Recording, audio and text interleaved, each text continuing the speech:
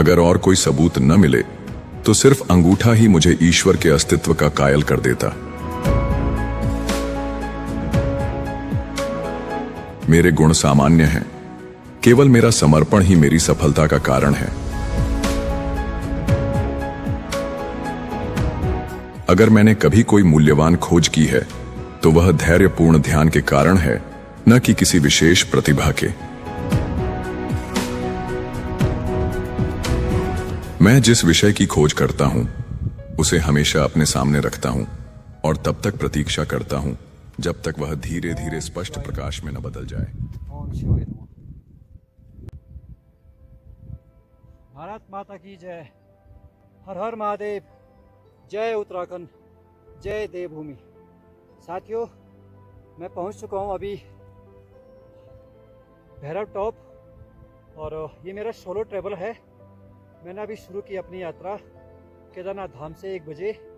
आज दिन है शनिवार और 20 जून 2025 और मेरी ये सफल समिट मैं कर चुका हूँ। और अभी मैं ये फ्लैग यहाँ पे चिन्हित कर दूंगा ताकि ये मेरा प्रमाण बन सके भविष्य में जो लोग भी यहाँ पे आए। मेरा नाम है रघुवीर सिंह। फेसबुक से लोग मुझे वीर सिंह के नाम से जानते हैं और इंस्टाग्राम में मैं मेरी जो आईडी है गढ़ दर्शन उत्तराखंड हिस्ट्री नाम से, तो आप कृपया हमें फॉलो करें और ऐसे ही दिव्य क्षेत्रों की यात्रा के लिए हमसे संपर्क करें। हम आपको ऐसे दिव्य क्षेत्रों में उत्तराखंड के परम धामों में ले जाने का प्रयास करेंगे जो शायद ही कम लोगों ने देखा है। धन्यवाद दोस्तों। सी यू अगेन।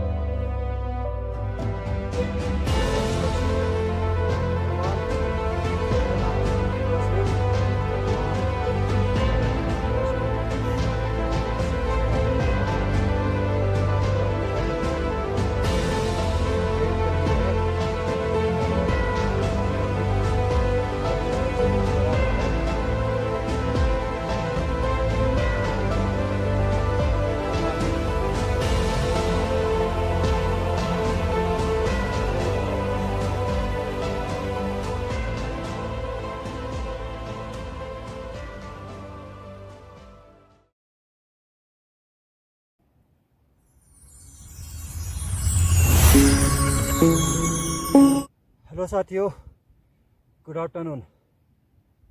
तो मैं पहुंच चुका हूं आज हथनी टॉप के पास का जो सबसे ऊंचा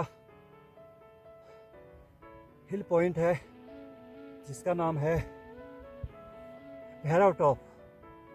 तो भैरव धार के अधिकतम ऊंचाई पे मैं पहुंच चुका हूं जहां से दर्शन होते हैं केदार पीक के। तो अभी मैं अकेले ही मैंने अपनी यात्रा केदारनाथ धाम से शुरू किया ठीक 1 बजे और अभी समय 4 बजे है लगभग। मैं 3 घंटे में यहाँ पे पहुँच चुका हूँ अकेला। ओम नमः शिवाय।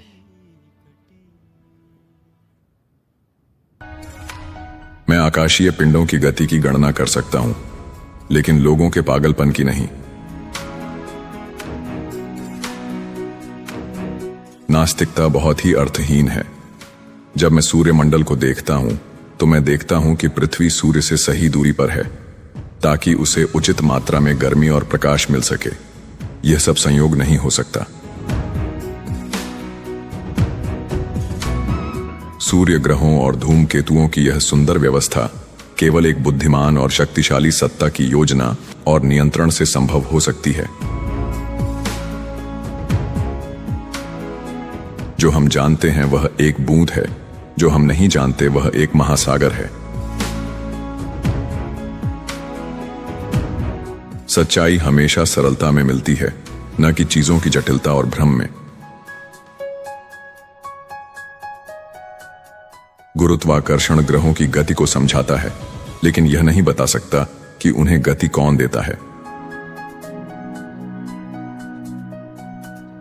हर क्रिया की समान और विपरीत प्रतिक्रिया होती है।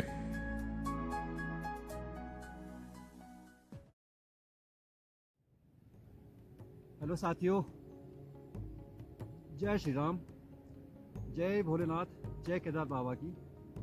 अभी मेरी यात्रा कंप्लीट हो चुकी है दोस्तों। पहुंच चुका हूं केदार पीक के ठीक समीप, जिसका नाम है भैरव टॉप, और ये मननी महादेव का प्रमुख यात्रा मार्ग है दोस्तों, जहां से 15वीं सदी से पहले यात्रा हुआ करती थी केदारनाथ से बद्रीनाथ। जारी केदारनाथ से दर्शन और पूजा अर्चना के बाद इसी रूट से आगे बद्रीनाथ की यात्रा किया करते थे, और बीच में नर नारायण पर्वत श्रृंखलाएं मिलती है, जहां से मार्ग गुजरता है दोस्तों। समय के साथ ये यात्रा परिस्थिति के अनुसार बंद हो गई और ये रूट बंद हो गया, जिसका कारण है कि अब कोई भी लोग इस दिव्य स्थानों पर नहीं पहुंच पाते हैं। मेरी ये दिव्य यात्रा अभी कंप्लीट हुई है।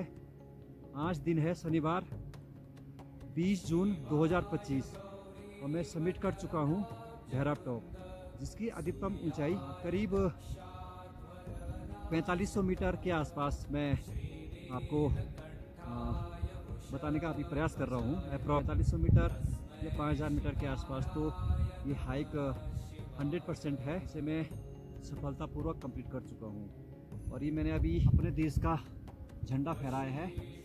ये साक्ष्य रहेगा हमारी यात्रा का। आगे भी जो भी यात्री यहाँ पे पहुँचते हैं दोस्तों, आप इस यात्रा मार्ग का आनंद ले सकते हैं। दिव्य स्थल का आप दर्शन कर सकते हैं और अपने जीवन को साकार कर सकते हैं। धन्यवाद दोस्तों, बने रहे हमारे साथ। यक्षस्वरूपाय जटाधराय पीनाकहस्ताय सनातनाय दिव्याय देवाय जय हो साथियों, जय हिंद, जय भारत, जय उत्तराखंड। तो आज विश्व योग दिवस है। इसके उपलक्ष्य पर मैं रघुवीर सिंह केदारनाथ वैली से भैरव टॉप का ये मेरा आज का फर्स्ट समिट है। 21 जून 2025। आज मैं अकेले ही यहाँ पे विश्व योग दिवस सेलिब्रेट करने आया हूँ, तो आप बने रहिए मेरे साथ इस छोटे से वीडियो में। अगर दूसरे भी उतनी मेहनत से सोचें जैसे मैंने किया, तो उन्हें भी ऐसे ही परिणाम मिलेंगे। यदि मैंने दूसरों से ज्यादा दूर देखा है, तो यह महान लोगों के कंधों पर खड़े होकर ही संभव हुआ है। जब दो शक्तियां एकजुट होती हैं, तो उनकी प्रभावशीलता दोगुनी हो जाती है। कविता एक तरह की चतुराईपूर्ण बकवास है। सत्य मौन और ध्यान का परिणाम है। मैं आजीवन ब्रह्मचर्य को अपनी सबसे बड़ी उपलब्धि मानता हूं। कोई भी बड़ी खोज एक साहसी कल्पना के बिना नहीं की जा सकती।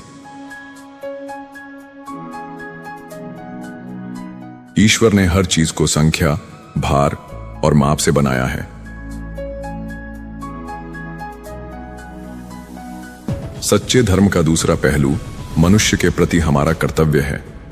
हमें दूसरों से वैसे ही प्रेम और व्यवहार करना चाहिए जैसे हम अपने लिए चाहते हैं।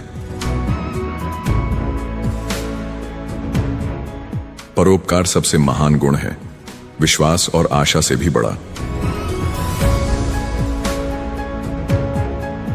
ईश्वर के कार्यों की पूर्णता इसी में है कि वे अत्यंत सादगी से संपन्न होते हैं। वह व्यवस्था का देवता है, भ्रम का नहीं। मेरी सभी खोजें ईश्वर से प्रार्थना के उत्तर में ही हुई हैं। अगर मैं ये सोचता कि दूसरों से ही अपने उपकरण और चीजें बनवा लूं, तो शायद मैं कभी कुछ बना ही ना पाता। सबसे सरल सत्य तक पहुंचने के लिए वर्षों तक चिंतन की आवश्यकता होती है। अपने रास्ते खुद बनाओ, दूसरों के नियमों का पालन मत करो।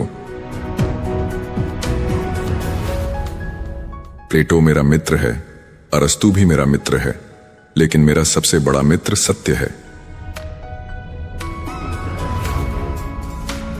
ब्रह्मांड का सारा ज्ञान और उसकी समझ सत्य के विशाल अगम्य सागर के तट पर पत्थरों और सीपियों से खेलने से ज्यादा कुछ नहीं है। हम इंसानों ने दीवारें तो बहुत बनाई, लेकिन पर्याप्त पुल नहीं बनाए। कभी कभी कुछ अच्छे उदाहरण जटिल विषयों को भी आसान बना देते हैं।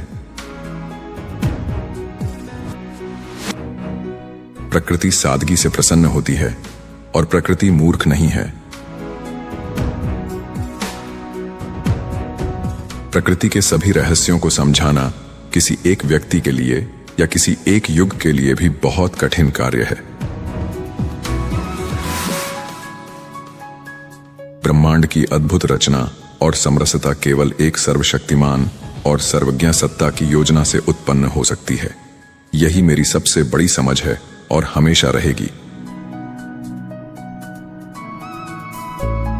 उत्थान के बाद पतन भी संभव है। अगर आपका अपमान होता है तो बेहतर है कि आप चुप रहें या हंसी मजाक में टाल दें। भले ही थोड़ी बेइज्जती हो जाए, लेकिन बदला लेने की कोशिश करने से बेहतर है। अगर आप गुस्से से ऊपर उठकर सोच समझकर काम ले सकते हैं, तो यही और सतर्कता ही आपके सबसे अच्छे रक्षक होंगे। त्रुटि और विधर्म को हराने का मेरा मुख्य तरीका है सत्य की स्थापना करना। अगर मैं पहले सत्य से स्थान भर दूं, तो झूठ वहां टिक नहीं पाएगा। ईश्वर के कार्यों की पूर्णता इसी में है कि वे अत्यंत सरलता से किए गए हैं। मैंने स्वयं को दर्शन शास्त्र का दास बना लिया है। मन को काबू में रखने का तरीका यह नहीं है कि बुरे ख्यालों से सीधे लड़ा जाए, बल्कि किसी काम में लग जाना चाहिए, या पढ़ाई करनी चाहिए, या किसी और चीज के बारे में सोचना चाहिए, ताकि वो ख्याल दिमाग से हट जाए। यदि मैंने जनहित में कुछ किया है, तो वह मेरी धैर्यपूर्ण सोच का परिणाम है। नास्तिकता इतनी मूर्खतापूर्ण और घृणित है कि इसे अपनाने वाले बहुत कम ही होते हैं। मैं परिकल्पना गढ़ने का प्रयास नहीं करता, मैं केवल प्रमाणों के आधार पर निष्कर्ष निकालता हूं। इस संसार में जो सौंदर्य और व्यवस्था हम देखते हैं, वह कहां से आती है? पूरी प्रकृति की व्याख्या करना किसी एक व्यक्ति के लिए बहुत कठिन कार्य है। सूरज का हर दिन अस्त होना और फिर उदय होना प्राचीन लोगों को एक सच्चे पुनर्जीवन की तरह प्रतीत होता था। हर वस्तु विश्राम की स्थिति में या एक सीधी रेखा में समान गति से चलती रहती है, जब तक कि उस पर कोई बाहरी बल प्रभाव नहीं डालता। मैं अनुमानों को निश्चितताओं के साथ नहीं मिलाऊंगा। जो आधे मन से सोचता है वह ईश्वर में विश्वास नहीं करेगा, लेकिन जो वास्तव में सोचता है उसे ईश्वर में विश्वास करना होगा। यदि मैंने लोगों की कुछ भी सेवा की है, तो यह मेरी सोच के कारण ही संभव हो पाया है। मैं सबकी तरह साधारण ही हूं, लेकिन मेरे प्रयोगों ने मुझे असाधारण बना दिया। मैं केवल सत्य और निश्चित ज्ञान को ही स्वीकार करूंगा, कयासों को नहीं। जिस तरह एक अंधे व्यक्ति को रंगों का कोई ज्ञान नहीं होता, उसी तरह हमें इस बात का कोई अंदाजा नहीं होता कि सर्वज्ञ ईश्वर किस प्रकार से सभी चीजों का अनुभव और समझ रखता है। गलतियां कला में नहीं बल्कि कलाकार में होती हैं। हम ईश्वर के धर्म ग्रंथों को सबसे श्रेष्ठ दर्शन मानते हैं। मेरे लिए सांसारिक सम्मान या प्रतिष्ठा का इससे ऊंचा कोई स्रोत कभी नहीं रहा है जितना कि विज्ञान में प्रगति से जुड़ा हुआ है। प्रकृति कभी भी व्यर्थ का कार्य नहीं करती जब कम में ही काम चल सकता है, क्योंकि प्रकृति को सादगी पसंद है और वह अनावश्यक कारणों के दिखावे से दूर रहती है। कि यह ईश्वर का वचन है जिसे प्रेरणा प्राप्त लोगों ने लिखा है। गतिशील पिंड अपनी गति बनाए रखने का प्रयास करता है जब तक उस पर कोई बाहरी बल न लगाया जाए। मुझे नहीं लगता कि इस ब्रह्मांड को केवल प्राकृतिक कारणों से ही समझाया जा सकता है, बल्कि इसे एक बुद्धिमान सत्ता की बुद्धिमत्ता और कुशाग्रता को मानने के लिए बाध्य होना पड़ता है। कठिनाइयां वे दवाएं हैं जिन्हें हमारे दयालु और बुद्धिमान चिकित्सक ने हमारे लिए लिखी है, क्योंकि हमें उनकी जरूरत है। वह उनकी मात्रा और गंभीरता को हमारे मामले के अनुसार निर्धारित करता है। आइए हम उसके कौशल पर भरोसा करें और उसके नुस्खे के लिए उसका धन्यवाद करें। अगर स्वर्ग से 2 फरिश्ते भेजे जाते, एक साम्राज्य चलाने के लिए और दूसरा सड़कें साफ करने के लिए, तो वे अपना काम बदलने की इच्छा नहीं करेंगे, क्योंकि उनको पता होगा कि हम चाहे जो भी कर रहे हों, यह खुशी लाने, हमारी समझ को गहरा करने और हमारे जीवन का विस्तार करने का अवसर है।